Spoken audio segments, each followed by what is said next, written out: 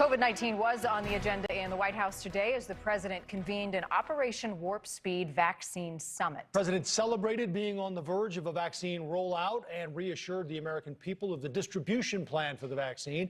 Meanwhile, President-elect Joe Biden unveiled the plan for his first 100 days and also introduced his health team. NewsNation's national political correspondent Dean Reynolds is live in our newsroom with a look at the president-elect's plan. Marnie, warning the nation that things may get worse before they get better, President-elect Joe Biden today unveiled what he called a plan of action to combat the pandemic, and he introduced the healthcare team he has entrusted to carry it out. So many of you staring at the ceiling tonight worrying, my God, what happens? What happens if it strikes my family? What happens if I lose my insurance? What happens? Am I going to be okay? Is my family going to be okay? All I can tell you is the truth. We're in a very dark winter. Mr. Biden said his pandemic plan for the first 100 days of his administration has three primary parts. The first, wear a mask. He said he will order mask wearing where he can for federal buildings and for interstate travel, trains, planes, and buses. He said he will work with mayors and governors to order something similar in their locales, even though a number of Republican state executives have resisted such calls so far. And he asked for his countrymen to cooperate. We need your help. Wear a mask for just 100 days. It's the easiest thing you can do to reduce COVID cases, hospitalizations, and death. Help yourself, your family, and your community. Whatever your politics or point of view, mask up for 100 days once we take office. 100 days to make a difference. It's not a political statement, it's a patriotic act. The second part of his plan involves distributing 100 million doses of vaccine in the first 100 days of his administration.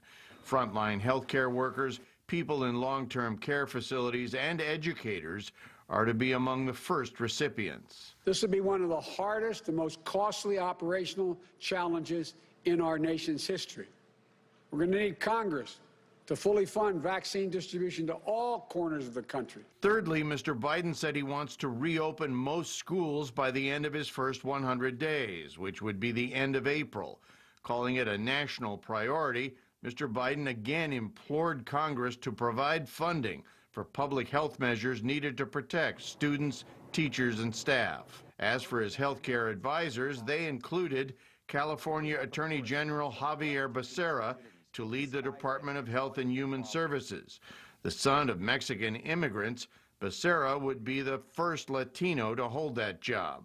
Dr. Vivek Murthy, the grandson of a farmer in India, has been asked to reprise his role as Surgeon General, a job he had during the Obama administration.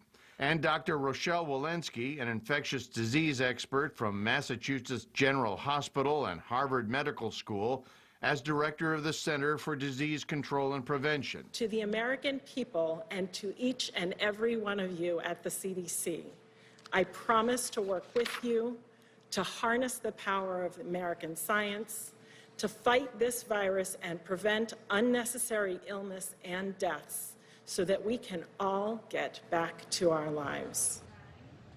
And today, the president-elect chose retired Army four-star General Lloyd Austin to be the next Secretary of Defense.